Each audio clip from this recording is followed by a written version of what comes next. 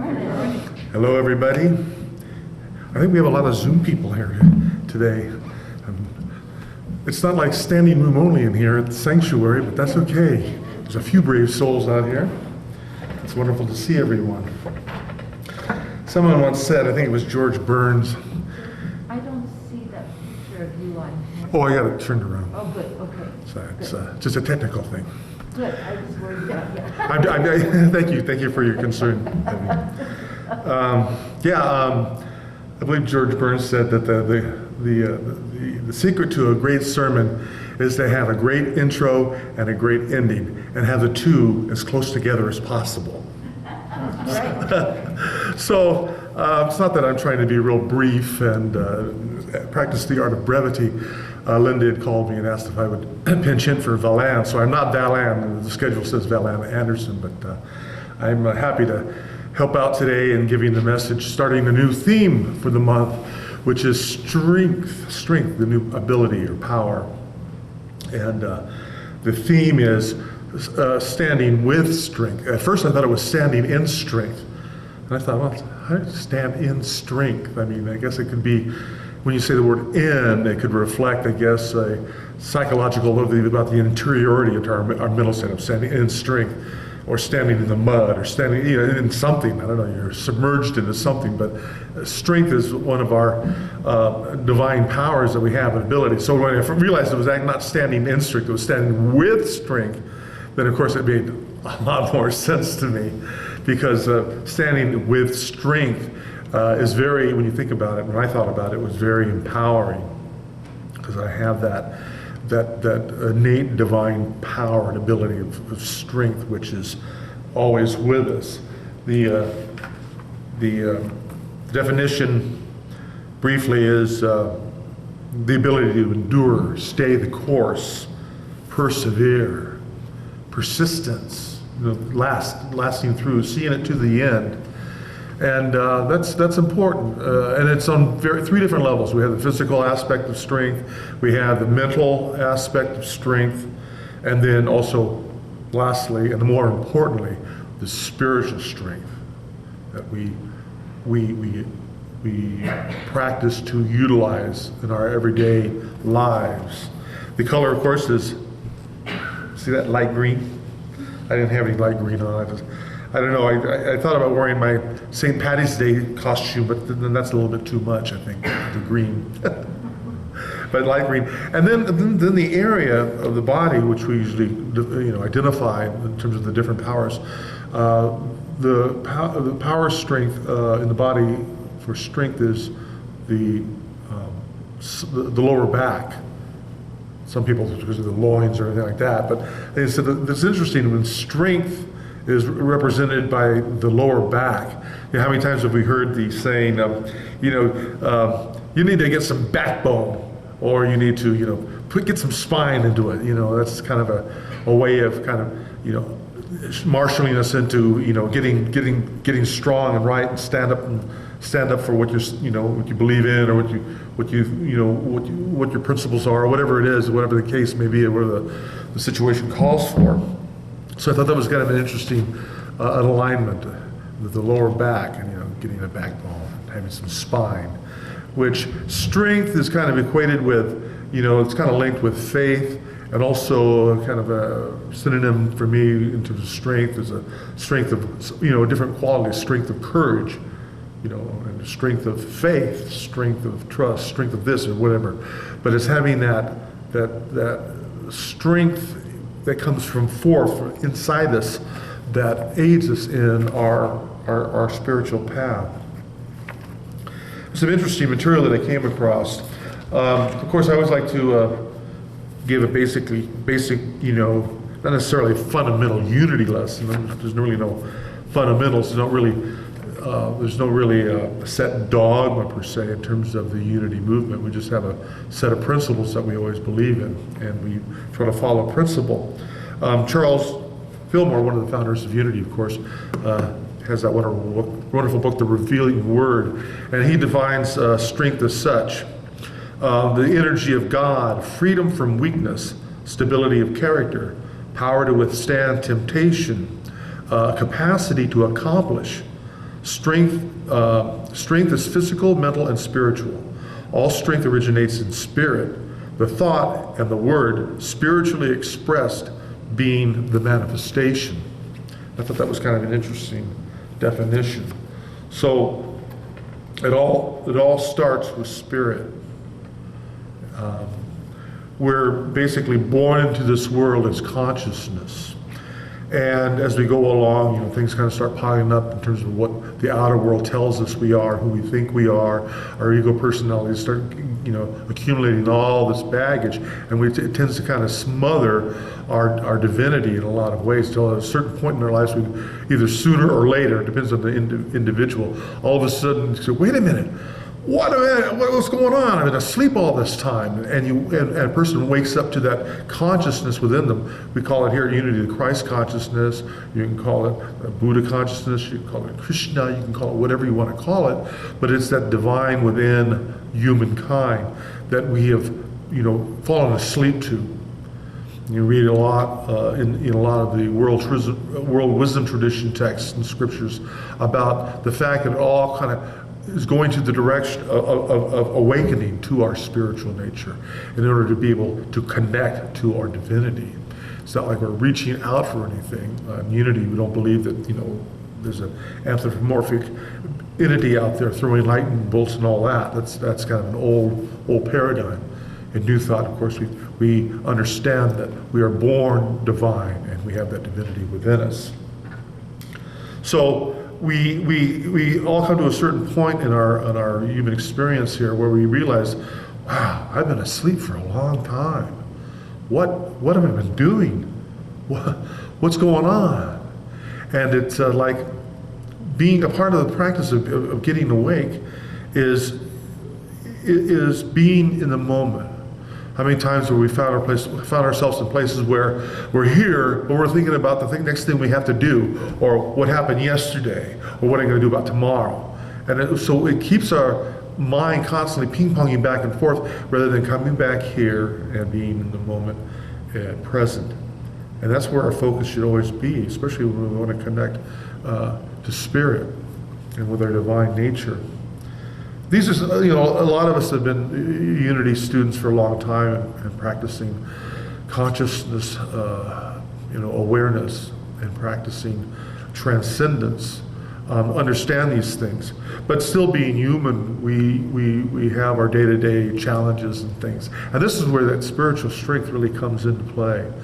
That I kind of like to think of our spiritual strength as picture a lighthouse on a rocky point, and there's this storm just blowing up, and there's just the waves, the lightning, the wind, and it's howling, and there's rain, and it's just terrible. But yet that lighthouse is steadfast. It has spine per se, and the light is beaconing for the ships to say this is safe harbor, and it'll persevere through the storm, the challenges, in terms of metaphorically speaking.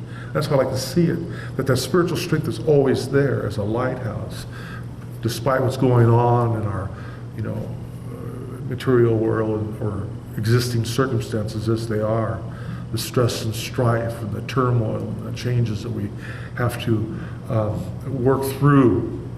But nevertheless, I find really great comfort and peace in the fact that spiritual strength is always with me, and I can rely on that to bring me through whatever the challenge is on the day and what the day brings. There's a great guy on Unity, and he goes by the name of Reverend Ed. That's all I can get out of him. This is Reverend Ed. But he has a couple of nice things when he just talks about spiritual strength. This first one was a quote. He quotes a couple of things from a passage from the Bible. This is from Ephesians chapter 6, verse 12. Finally, be strong in the Lord and in the strength of his might. And the question that arose was, I was awakened during the early morning hours by a voice that called my name, and then I was awake. I heard the word Ephesians 6:10. I've always wondered what God was trying to tell me. And then Reverend Ed goes on to to answer that question. He says, we are strong in the Lord when we allow ourselves to realize our oneness with the Lord. It isn't a strength we see from a source outside ourselves, a strength that we seek from outside ourselves. To be strong in the Lord is to know that however weak or limited we may feel, all the strength of God is present within us, available to lovingly remove obstacles and move us forward on our spiritual path. The only way we can know the strength of His might is by allowing to express it into the world through us. Through us. You know, we are the hands, we've heard that saying that we are the hands and the feet of God. You know, we express the divine through our actions and our words and make manifest. That's when you think about that, that's pretty darn powerful. You know, to have that ability. And what's even kind of scary is that we have that ability, but yet we don't use it. You know, we don't apply it because we tend to fall asleep, as they say. Here's another one from Reverend Ed. The passage was from Luke, chapter 21, verse 36. Be alert at all times, praying that you may have the strength to escape all these things that will take place and to stand before the Son of Man. And the comment is, I think the passage becomes clearer when we add the two verses that immediately precede it.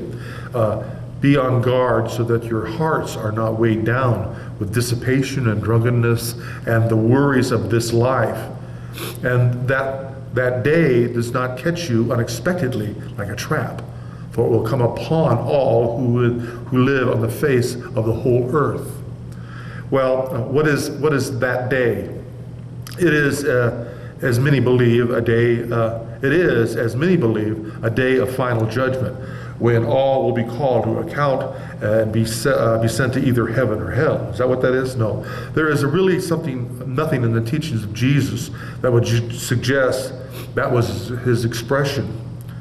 It seems clear he was describing a day of new beginnings, a time, and I really like what Reverend Ed says here, a time when human consciousness will be lifted to Christ consciousness, which is really the entire purpose of our human existence.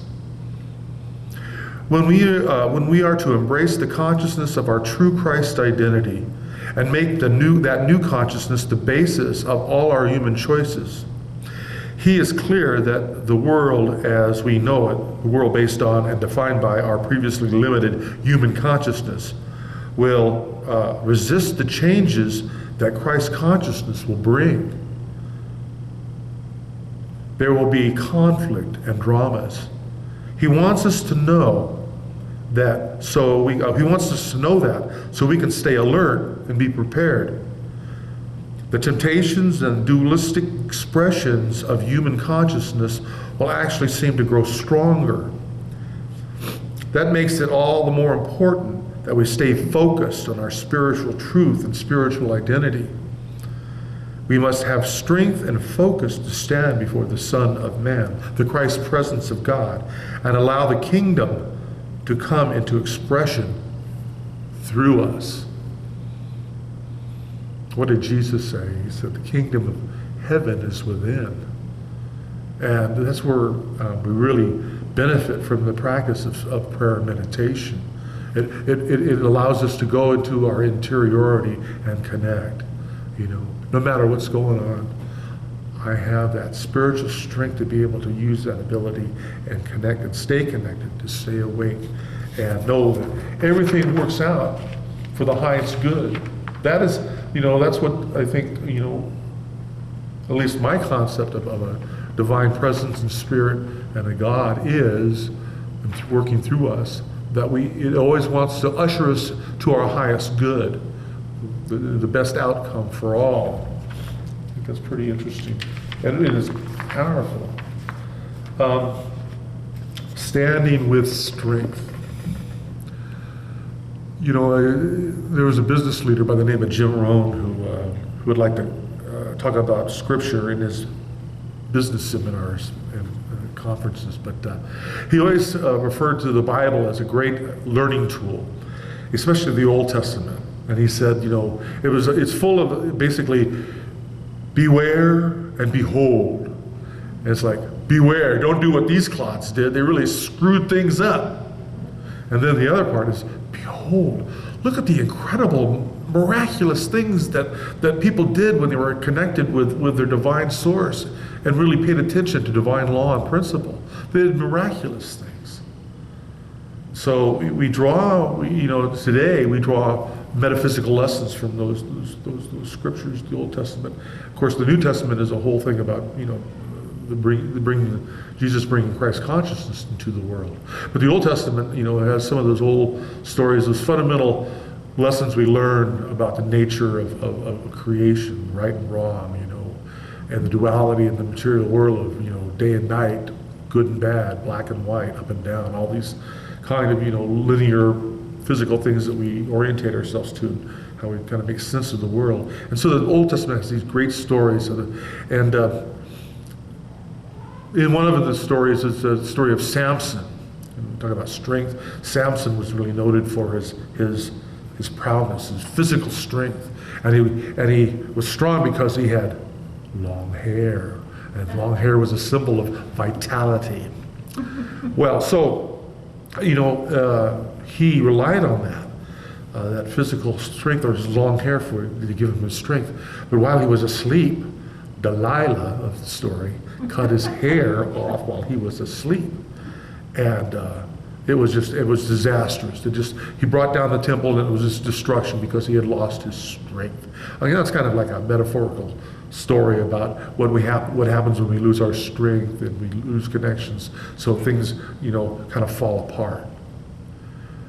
So that's one kind of reliance on physical strength, and putting your trust and faith on that can sometimes lead you into wrong choice making. There's a thing about our consciousness in terms of when we become aware of our inner strength, or our divine strength, or the presence of spiritual strength within us. There's a story, I think, the Trafalas, or maybe Paul Hasselbeck and Shara Horton talked about this in Power Up, about, we know, like there was this, they gave the example of someone who was in a little curiosity shop and looking at a bird cage, and it was real fragile, and they were handling it, and then a piece of it broke off, and the natural instinct was to put it back on the shelf and get out of the store and get as far away from that as possible. But because of it took that inner strength to make the choice to say, no, that's not right. I should let the shopkeeper know that this broke, and that's the right thing to do. And that takes that inner strength, that spiritual strength of conscience, a higher conscience, to make the right choice and do the right thing. I thought that was very illustrative of the choices we can make and what we do with our spiritual strength. Really drives us, because everything derives down from that spiritual strength, and it affects us psychologically. And then if we get so distracted by making wrong choices, then it affects us physically as well. Being a unity lesson, I'd like to quote some quotes from the book of 12 Powers. Actually, this is two books in one. Book one is the 12 Powers of Man, that was originally written by Charles Fillmore, and then book two was written by his second wife, Cora, called Christ Enthroned in Man. And I've said before that Charles really gets a little thick with his archaic language. Thanks to Paul Hasselbeck and Shara Horton, they really kind of contemporized the unity language, or the principles. But it was Cora, even then, back then. I love Cora because she's really more to the point. She's not, she's not she doesn't have a lot of stuff around her language that she uses, and so she's more accessible. But I did like this passage from Charles in the 12 Powers, and he says this. We grow to be like that which we idolize. Affirming or naming a mighty spiritual principle identifies the mind with that principle. Then all that the principle stands for in the realm of ideas is poured out upon the one who affirms. That's coming through us. Quote, "Be strong in the Lord and in the strength of his might," which I quoted earlier, is a great strengthening affirmation for ourselves and for others. Be steadfast, strong, and steady in thought, and you will establish strength in the mind and in body.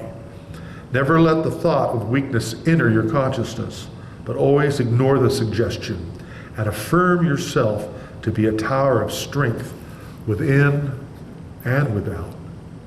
It's that lighthouse again, that steadfastness, the lasting, the endurance. I guess it's enduring too.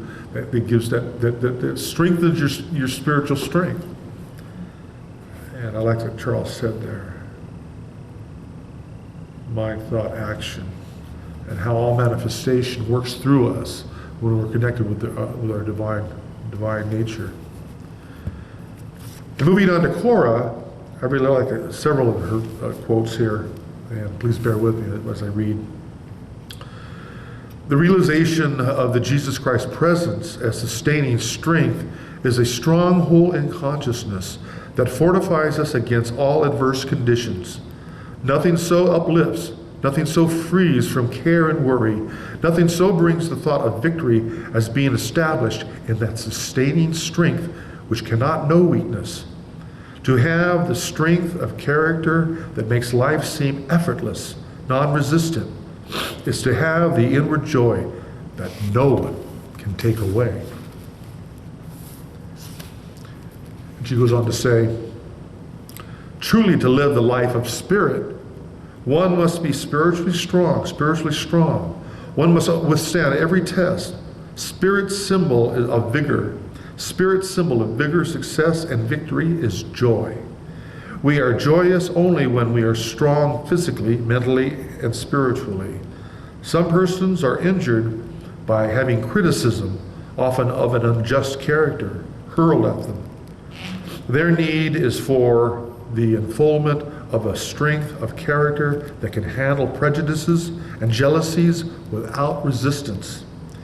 If such souls are versed in metaphysical teachings, if they're versed in metaphysical teachings, they know that truth needs no defense.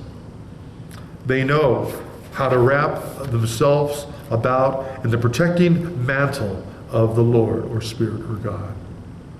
How to rest quietly under the shade of the Almighty during an onslaught.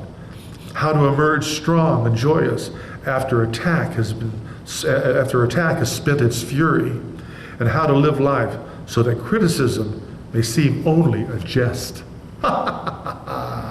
Sticks and stones will break my bones, but names will never harm me. And as a kid, that really, we were calling upon that inner strength, and we didn't know what it was at that time, but it was always with us. Even if it was to defend our ego personality self, and dealing with a schoolyard, lessons that we learned growing up. And lastly, Cora has this to say, and this is, I think, draws to the point of our spiritual strength.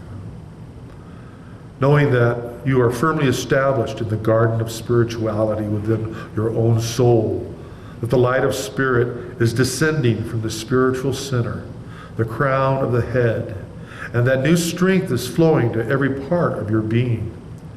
The truth is that the whole body temple is the garden of God, and that every cell and fiber is made sweet and strong by this baptism of the Holy Spirit. You have a strong hold on the body temple when the I am, the Christ, is established in your consciousness and is free to express itself from the very center of your being.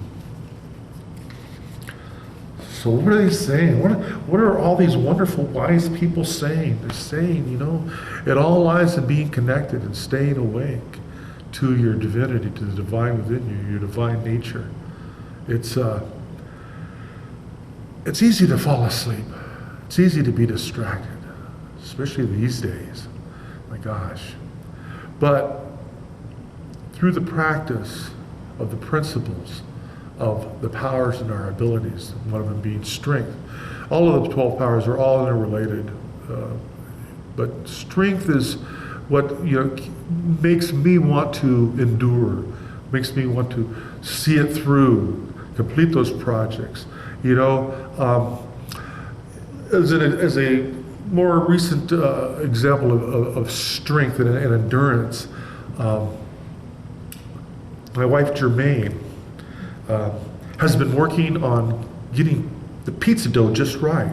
At first she realized that the yeast was old, and so it wasn't rising properly. And finally she realized, oh yes, I need fresh yeast to make the dough rise. And then, she did another phase of experimenting with the pizza dough, and it was different, but it wasn't quite there yet. But she didn't give up because she was strong in her faith and trust that she was going to get it right. And you know what? The last time she did it, it was perfect. She got it right. The crust was crispy, the dough right. It was a beautiful, miraculous thing. And you know what I thought about? That is such a great example of that strength to endure, persist, and see it through.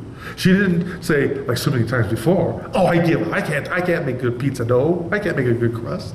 Forget it. No, she didn't do that. She absolutely trusted the process of being strong to endure to the last and see it through. So thank you, Jermaine. That was a great pizza last night. But just, it's a process. And you can apply that to anything in our lives. We attempt things, and sometimes they don't work out quite right, and sometimes we'll have a kind of defeatist attitude. But when we're connected and we stay awake, we can call upon that inner strength, the spiritual strength. And it can stand with us to see things through, no matter what. No matter what. How am I doing on time here? There's one more thing I think to read to you. We'll go into our meditation.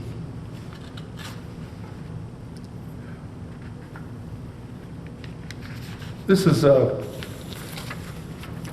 short little article from Winifred Wilkinson Hausman. She's been a wonderful writer for Unity for years. And she has this to say about strength, the power of strength, the ability of strength. Strength is not simply a physical quality. As with all the 12 powers, it expresses itself on 3 levels, each one complementing the other in this life expression on the earth plane. In the physical realm, strength is vitality, endurance, the ability to persist. In the middle areas of expression, strength is that quality of mind which enables one to lead, to accomplish, to follow through on decisions, to establish purposes in life, and to hold firm to spiritual principles in daily living. It expresses itself as stability of character. The highest expression, and the one that should determine the direction of strength in the other realms, is the spiritual realization of this quality. Here, strength is closely allied with faith. In the symbology of the 12 disciples and the 12 qualities of mind that we are developed as Jesus encouraged and developed in his disciples, closest followers, strength and faith are represented by brothers Andrew and Peter. And by the way, I found out that Andrew in the ancient Greek translates as strong man. I thought that was interesting. So Andrew really represents strength by the very sure nature of his name. So building the foundation. Peter must be the first of our qualities to unfold in a spiritual way, because without faith, there is no impetus to action and no foundation for a program of spiritual growth. Faith also is our innate ability to see the unseen, plus the desire to persist in order to bring it forth. And we've just been leaving the power of faith and going into strength now. But faith has to be established in strength. The 2 brothers, Andrew and Peter, must grow together, both under the loving direction of our own Christ nature, the perfect idea, the perfect human idea within us. And finally she says this, that strength is a quality that can and must be developed if we are to bring forth our God-given potential. It is to be brought forth along with the other 11 powers, but it must be basic in our growth. As you begin your development of this faculty represented by Andrew, declare quietly to yourself, through the will and the work of Spirit within, my God-given potential of strength is developed and expressed and easily and in divine order. Remember that strength is to be developed easily, not with tension and strain, but with a relaxed, trusting attitude.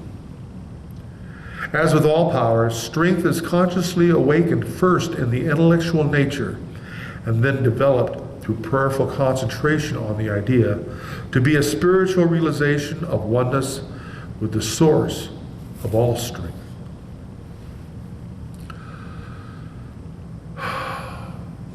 Yes, so it is.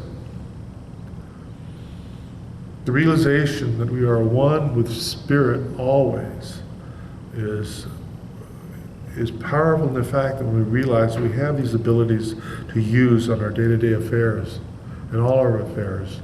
And the practice is to stay awake. I know the Hasselbeck and Holton book, Power Up, they always like to define whatever the ability, i.e. power, is by levels of consciousness. And I've read them before, the basic four categories are, the subconscious or underdeveloped consciousness of strength, where nothing gets done, a person starts a project and just abandons it, moves on to the next thing, or whatever. It's unfocused and undisciplined, and it's very weak. It's a lack of strength, really. And then this next one is the consciousness of the sense consciousness of, taste, smell, sight, hearing, the sensational aspects of our consciousness. And that's more like the Samson kind of consciousness and the physicality of things, of strength. And then there's the intellectual or the personality ego part of strength.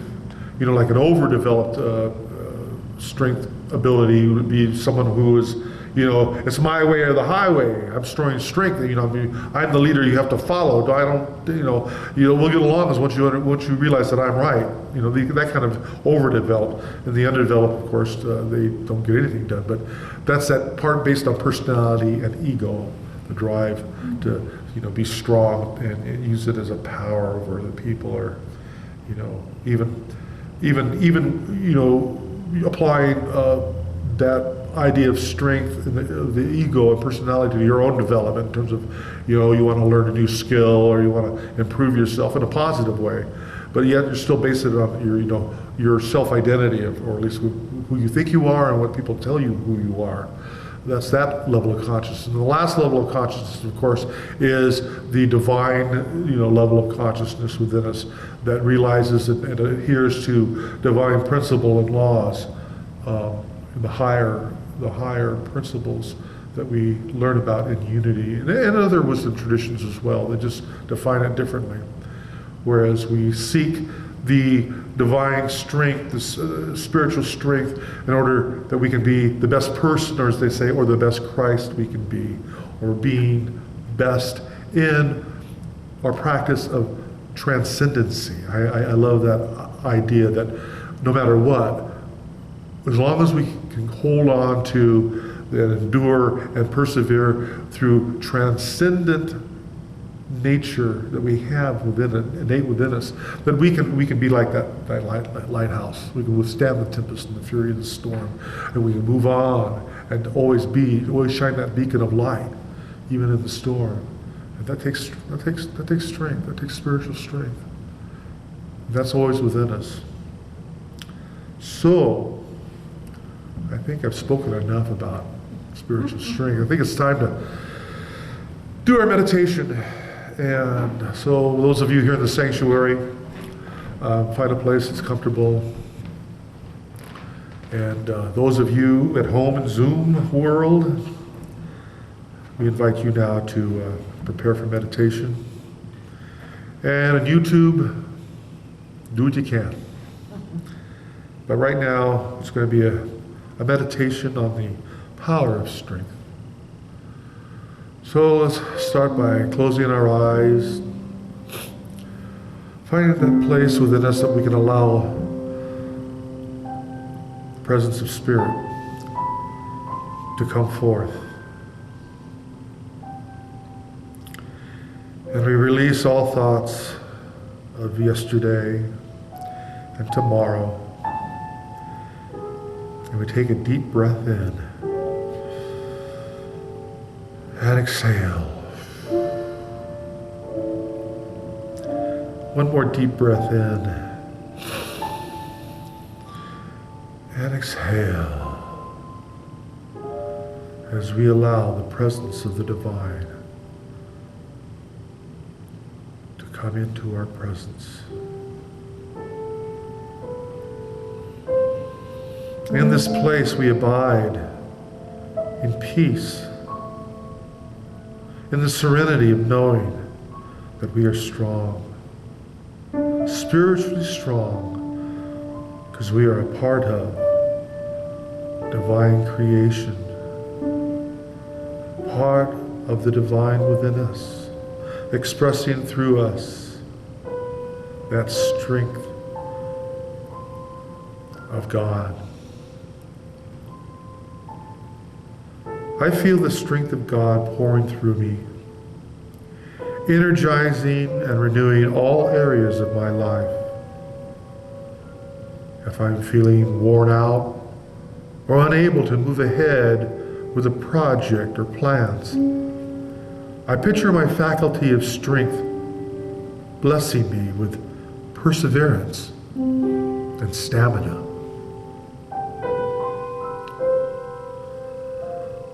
I look for and acknowledge the positive, stable areas in my health, finances, and relationships. I affirm I am strong, capable, healthy, and whole. And repeat that with me again, please. I affirm I am strong, capable, healthy, and whole. In my quiet times of mindfulness and meditation, I am reminded that my inner spiritual strength will see me through no matter what. I bask in that knowing.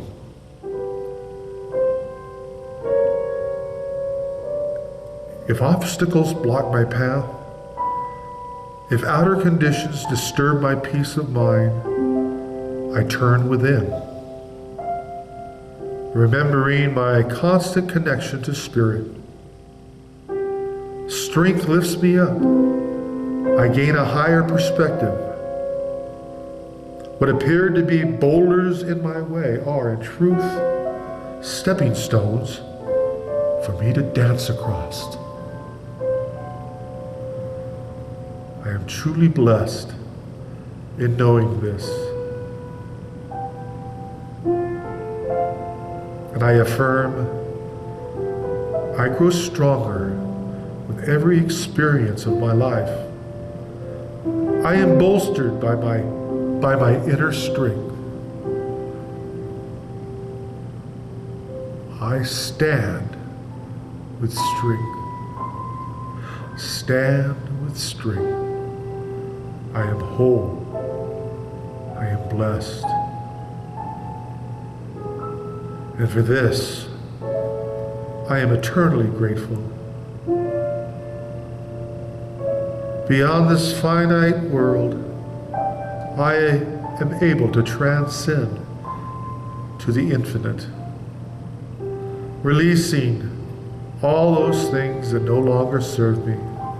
I am strong in the faith that this is so and will be, in the name of a living, loving Christ consciousness. So it is. So it has been. So it will be. now and forever and ever and ever and ever and ever.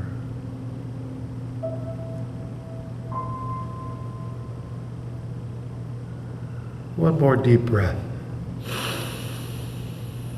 And exhale.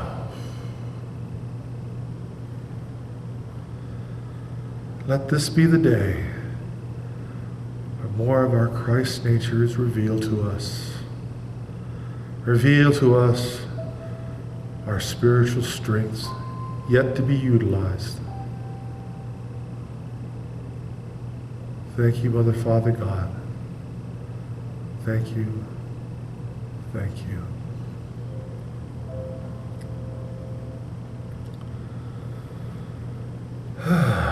Okay, so now we can return to this room, and all I can say is go out there and do it. Be it. Say it. You know, be the light of the Christ in the world if you want to see. I think, what did Mahatma Gandhi say? Be the peace you want to see in the world. He said something to that effect. I think that's very powerful. And so that's our charge. That's our work. To stand by with our strength, our spiritual strength, and let it all filter down to every aspect of our being. That is truly, truly a joyous thing when we realize that. And, you know, no one can wipe that smile off my face because they can't take away my inner joy. And I think that's really powerful. No matter what. No matter what. So be that lighthouse in the tempest, and enjoy your day. Namaste. Okay, we're going to close things up here now. Let me plug in here. Okay. Join me please now into the prayer of protection. We know this. Together, the light of God surrounds us, the love of God enfolds us, the power of God protects us, and the presence of God watches over us. Wherever we are, God is, and all is well.